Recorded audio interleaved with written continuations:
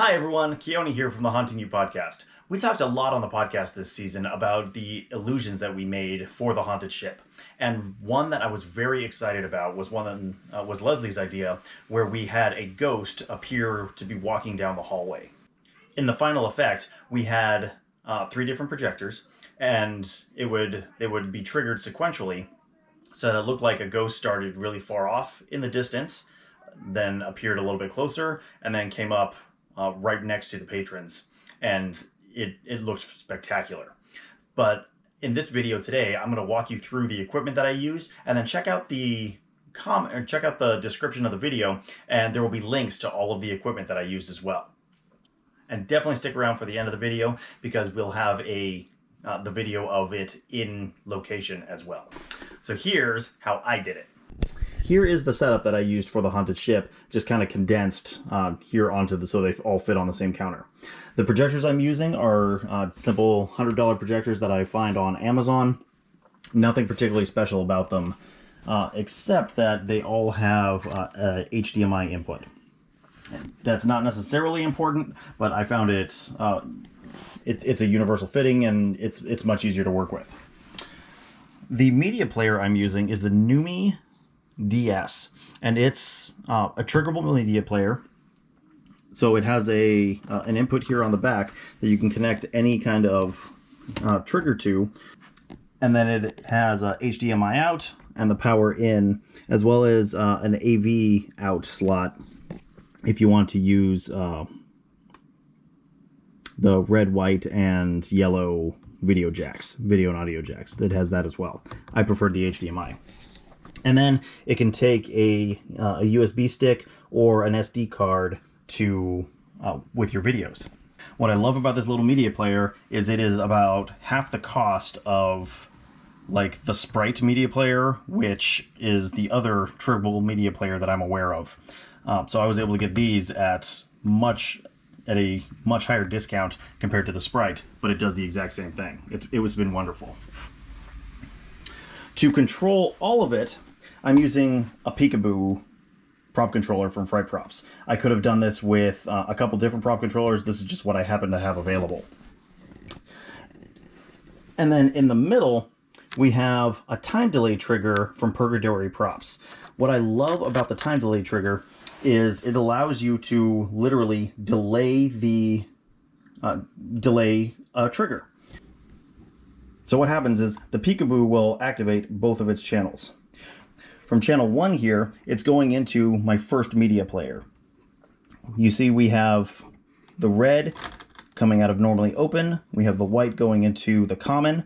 So when this is triggered, that relay will close, creating a short for the Numi DS. And the Numi DS needs a short in order to be triggered.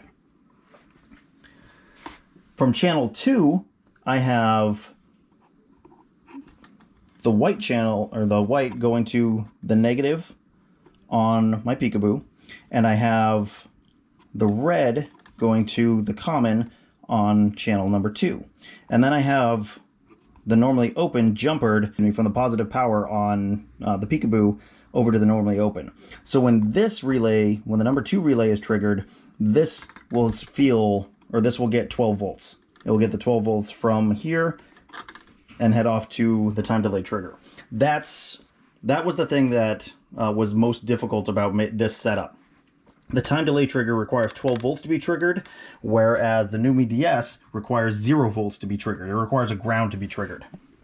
So I have the 12 volts coming off of my Peekaboo over here to the time delay trigger, and it's going into 1 and common on the time delay trigger. The outs from the time delay trigger then go to my next 2 media players. So the first media player takes it direct, second one also takes it direct. So when this relay closes, it's triggering both of these media players. So my video is set up so that video 1 plays instantly as soon as it's triggered. And when that trigger happens, the time delay trigger is activated, and it delays for the length of that first video, which is 10 seconds. 10 seconds goes by, this relay closes, and it triggers the second media player. This media player, the video starts immediately. It lasts for 5 seconds. This media player has, the video has 5 seconds of just blank space combined with the final video. And so when these actuate in order, we have 10 seconds play here, then 5 seconds play here, and then the rest of the video plays here, all in order. Let's turn it on and I can show you how that works. So first I'm going to trigger.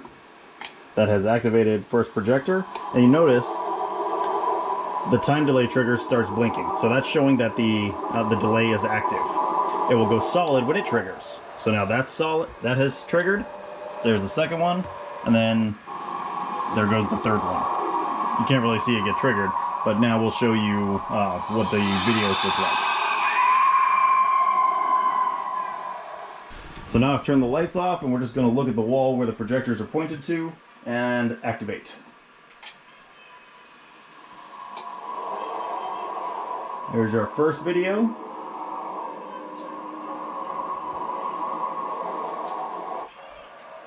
There's our second video. And there's our third video.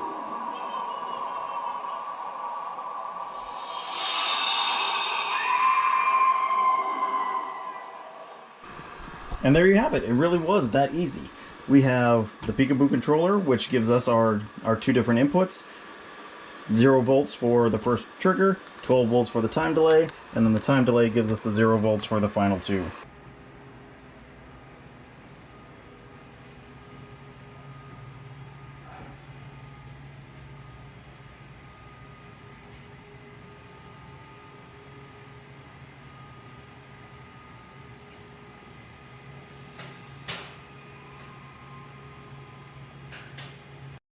If I were to go back and do this again, I don't know that I need the time delay trigger. I could have set up my videos by just cutting in a blank black screen video or a black screen picture for several seconds into that first, or ahead of the video.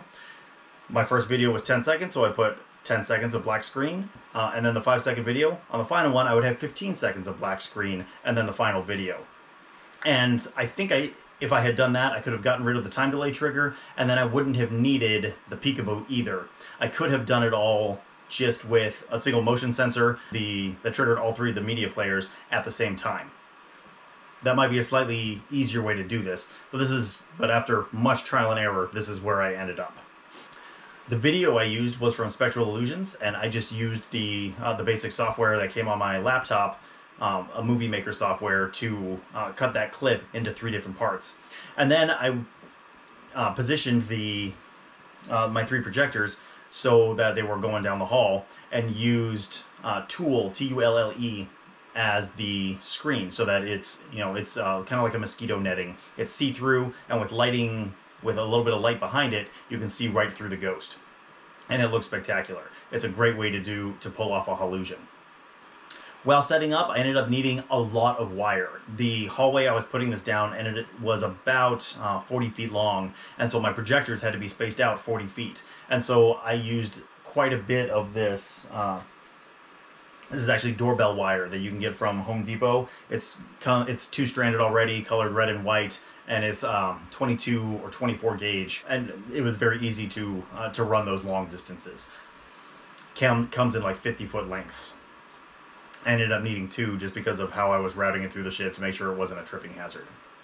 But it worked out, and overall it was an absolutely fantastic effect.